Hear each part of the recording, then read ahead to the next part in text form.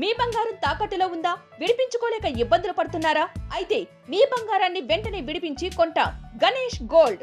మీరు సంప్రదించాల్సిన ఫోన్ నంబర్లు 9160-266-916, 8712619507. గత ప్రభుత్వంలో తీవ్ర అవినీతి జరిగిందా? చాలా రకాల స్కామ్ల ద్వారా కోట్లాది రూపాయలు దోచుకున్నారా?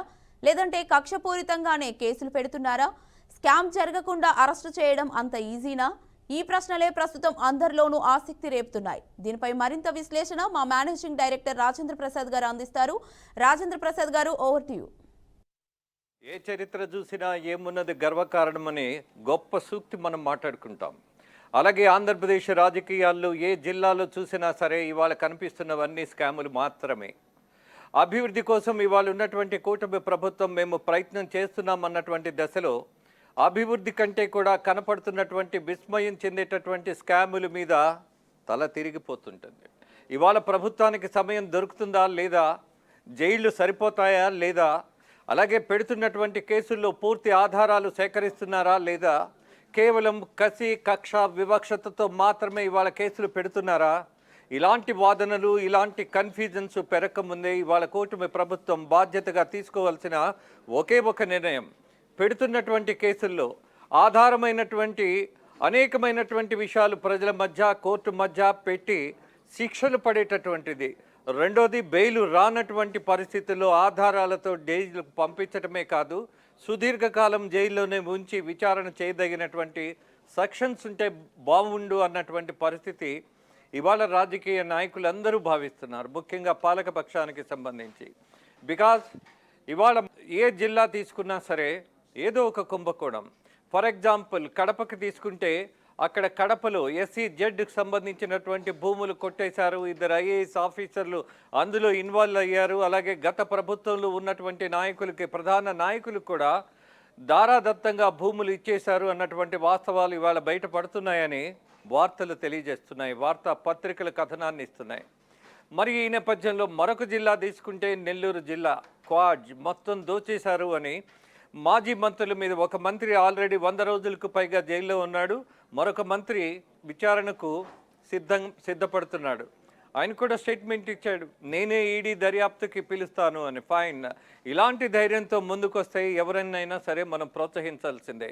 నేను ఎప్పుడూ చెప్తా, మనకి నచ్చినా నచ్చకపోయినా వ్యక్తిగతమైనటువంటి అయిష్టాల కంటే కూడా వాళ్ళకున్నటువంటి చరిత్రను మనము పూర్తి పరిశీలనతోటి, బాధ్యతతోటి జనం మధ్య చెప్పాలి అని, మనం కొంత హోంవర్క్ చేయాలి అని. ఏదో ఒక గాలి వార్తను పట్టుకొని మనకి ట్రెండింగ్ వస్తుంది కదా అని చెప్పడం అనేది నేరం అవుతుంది. అందుకే ఇవాళ నోరు జారి అడ్డగోలుగా అసెంబ్లీలో కూడా అసహ్యంగా మాట్లాడిన అనిల్ కుమార్ యాదవ్ నేనే ముందుకు వస్తున్నాను విచారణకి అనంటే we have to say welcome. So అదొకటి. ఇక చిత్తూరు జిల్లాకు తీసుకుంటే చెవిరెడ్డి భాస్కర్ రెడ్డి, పెద్దిరెడ్డి రామచంద్రారెడ్డి, ఇలా పుంఖాలుగా మనం చెప్పుకుంటూ పోతే 100,000 కేసులు తయారయ్యేట్టుంది. మరి ఆ జిల్లాకు సంబంధించిన వాళ్ళు ఏం చేశారయ్యా అనంటే అడవుల్ని దోచేశారని కేసులు. విచిత్రంగా పెద్దిరెడ్డి రామచంద్రారెడ్డికి మాత్రం ఒక ఎగ్జంప్షన్ ఏదో కనపడుతుంది. What is the reason we don't know. కానీ నిన్న చాలా విచిత్రమైనటువంటి ఒక విషయం చూసాం. మాజీ ముఖ్యమంత్రి పులివెందుల ఎమ్మెల్యే జగన్మోహన్ రెడ్డి ఆయన ఒక విషయం చెప్పారు.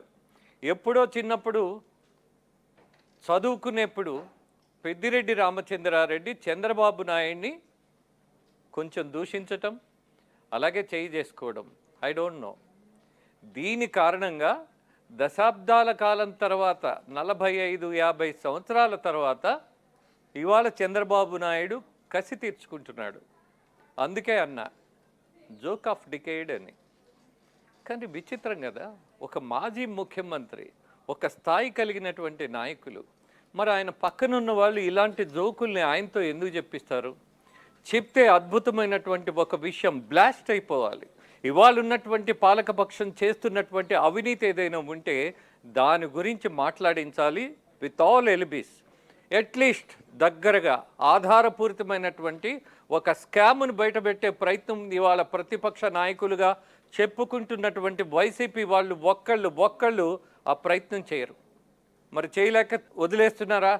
లేక చెయ్యకూడదన్నటువంటి అభిప్రాయంతో ఊరుకుంటున్నారా, లేదు భయంతో మానేస్తున్నారా? గతంలో జరిగినటువంటి పొరపాట్లు లేకపోతే అవినీతి కార్యక్రమాలు మళ్ళీ బయట పెడతారేమో, మనం ఎందుకు మాట్లాడమని అనుమానిస్తున్నారా? కేవలం ఇవాళ వైసీపీ నాయకులు మాట్లాడుతున్నది ఒకటే, బూతు గురించి, దాడుల గురించి, మిగతావి ఏవీ లేవు. అందుకే ఇవాళ ప్రతి నాయకుడి చరిత్ర మనం చూస్తున్నప్పుడు, ప్రతి జిల్లాలో జరిగినటువంటి స్కాములు పరిశీలిస్తున్నప్పుడు, సిట్ దర్యాప్తు కావచ్చు, లోకల్గా ఉన్నటువంటి అనేక మంది అధికారులు అనేక డిపార్ట్మెంట్స్ నుంచి ఇస్తున్నటువంటి వాస్తవాలు, బయటపెడుతున్నటువంటి విషయాలు ఆశ్చర్యం కలిగిస్తున్నాయి. అసలు రాజకీయం అనంటే పాలన కాకుండా పూర్తిగా దోచుకోవడమేనా అన్నటువంటి పరిస్థితి కనపడుతుంది.